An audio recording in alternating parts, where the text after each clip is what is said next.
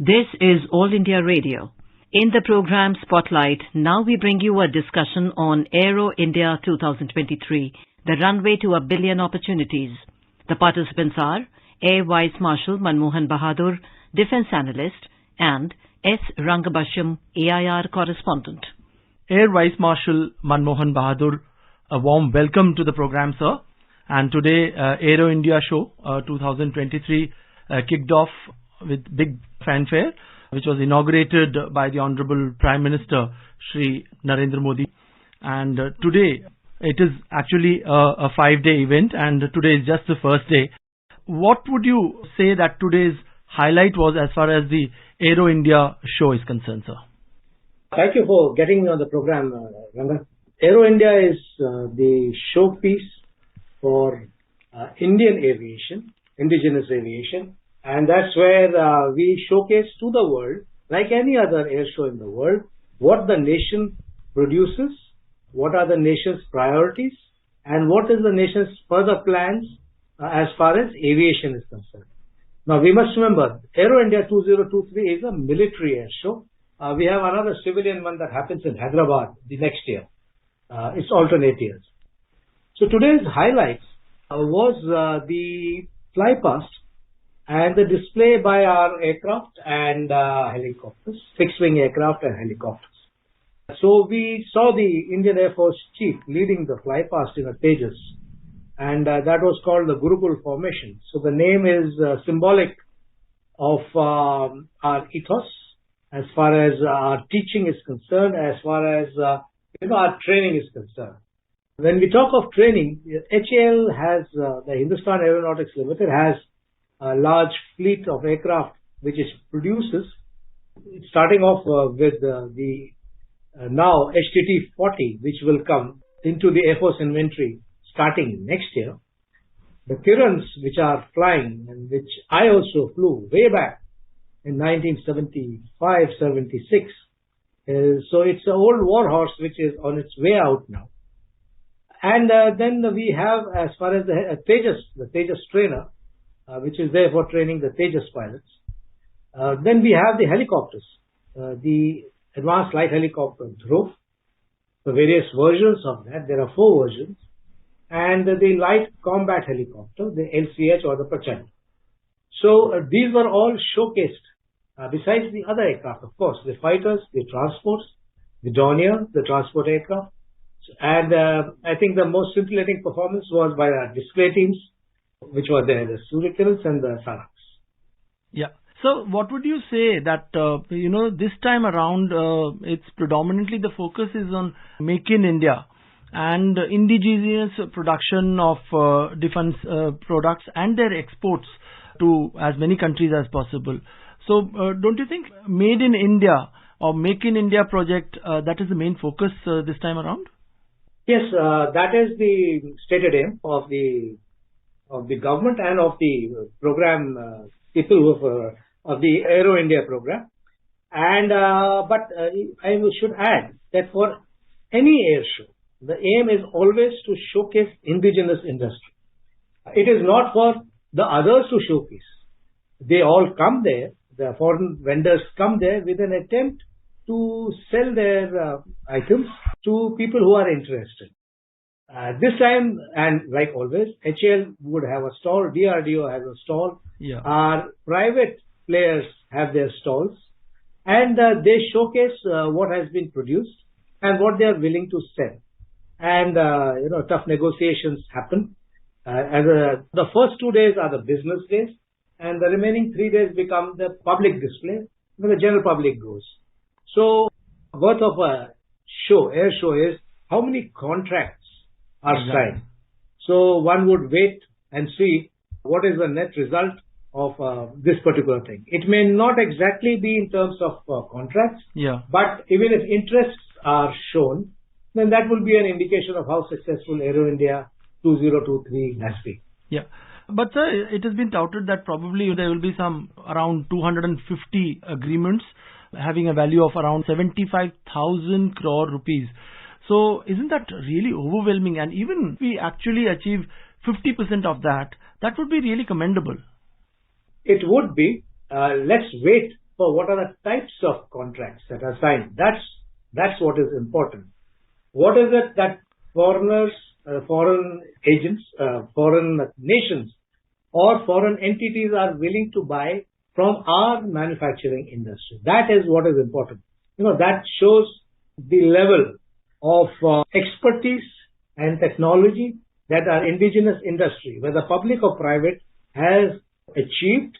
What is important to note at the end of when the Aero India is the type of contracts that are signed, because that would indicate the confidence level of, say, foreign manufacturers in Indian products.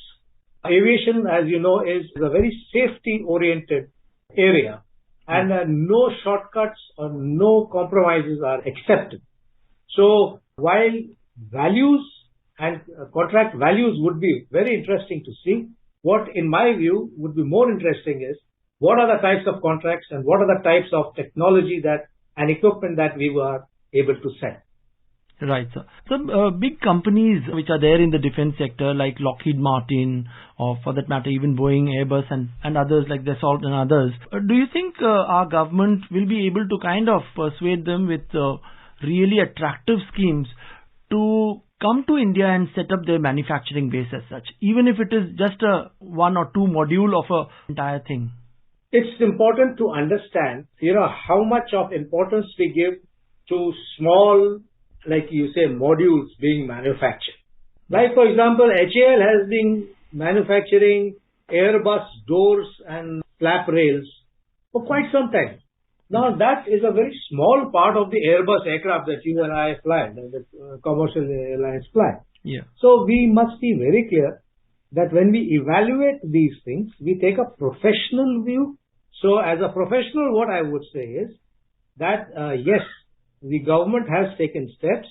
For example, the Apache fuselage is being made in India by Boeing. And similarly, the Lockheed Martin has got its plant here in Hyderabad. And both of them are making big structures for aircraft, for sure. Right? Aim is to get more of these structures going. And if I may add right now here, also the local metallurgy. That's so very important. I'm not very sure whether metallurgy is indigenous, going into these airframes, or the Lockheed Martin and Boeing get metals from outside and make it here. I'm not too sure of that. But metallurgy is something which is very important. This year's theme of Aero India is the runway to 1 billion opportunities. Obviously, opportunities in every direction for everyone. But can we expect this to translate into, job opportunities as well, employment creation in a big way?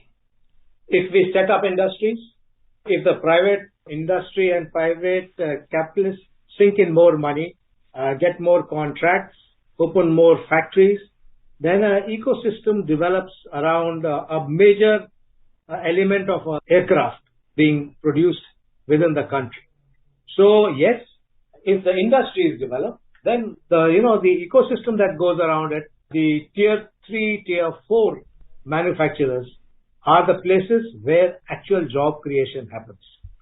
So let's wait and see how Aero India is able to entice foreign participation and foreign money into India as far as purchases are concerned and setting up of the factories and modules is concerned.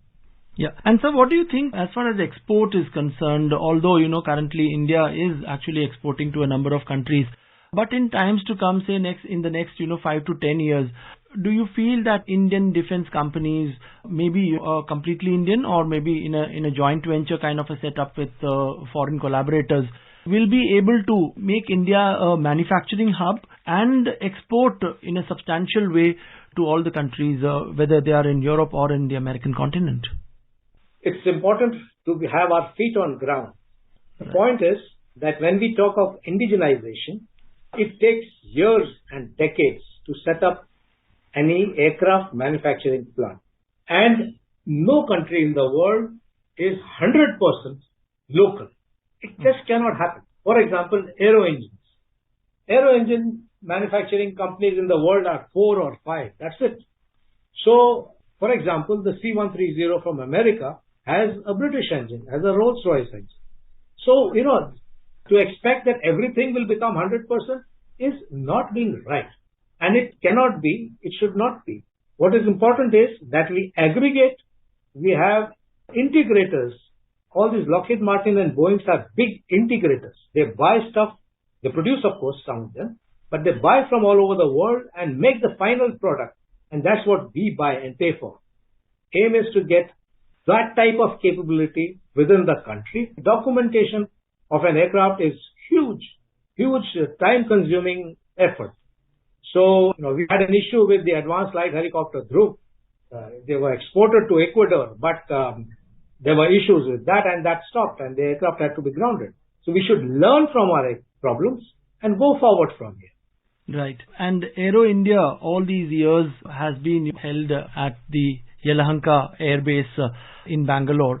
And Bangalore, the very name, when you mention the name Bangalore, it immediately reminds everyone of the software industry, the software and technology companies based there, which cater not only to India and Asia, but to the entire world. Is there scope as far as software is also concerned, where especially Bangalore and cities like Hyderabad and others can contribute a lot to integrate all these machines and hardware? The software would also be playing a very big role where Bangalore can chip in? Oh yes. The aircraft presently, besides the hardware and airframes we see, is a flying avionics, entity actually. The amount of electronics that are there are mind-boggling. So the software that goes behind the hardware is very important. And there are a lot of private entities who are already making software. For example, the Tejas software in the flight control system is all indigenous. Oh. That's the good part of Tejas, the flight control system, which is important. And it's a fly-by-wire aircraft. So software, as you said, whether it is Bangalore, it's Hyderabad or anywhere up north, any company which can produce good software, that is required for all the components, literally in a way, that go into any modern aircraft. Yes, and that's part of the money that a company makes and for revenue generation. Right.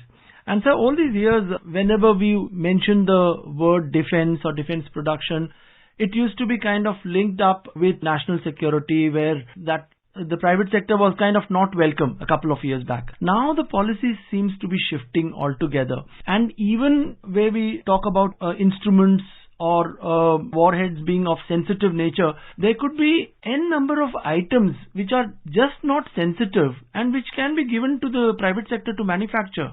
Absolutely correct. And we must remember that the private sector is as patriotic and as nationalistic as the government sector. They are Indians. Wonderful. Really. As much as you and I are. So I see no reason, and it's so good to see the large number of private sector players that have entered the defense field and are continuing to do so because they see a future in that. So there are more areas that need to be opened out. For example, making of armament.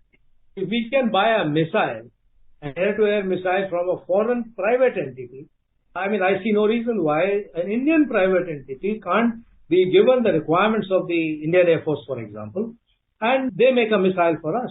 Or the DRDO or the ADA transfers technology to a private sector to make. And just remember, the nuclear project is got a big private player in there, Indian private player, manufacturing it as part of the manufacturing. So if required, make the people who are part of the group sign the Official Secrets Act, and that's it. And even without that, I'm sure there are ways and means of maintaining secrecy. So we must open up to the private sector, and that is how it should be. On that optimistic note, let's wind up this discussion, and let's hope that India very soon becomes the world's largest defense manufacturing base. Air Vice Marshal Manmohan Bahadur, thank you so much for joining us, sir. Thank you very much, and Jai Hind. You were listening to a discussion on Aero India 2023, the runway to a billion opportunities. The participants were Air Vice Marshal Manmohan Bahadur, Defence Analyst, and S. Rangabashyam, AIR Correspondent. This program was produced and presented by the News Services Division of All India Radio. You can listen to it on our mobile app, News on AIR. This program is also available on our YouTube channel, News on AIR Official. You may email your opinion about this program at airnsdtalks@gmail.com.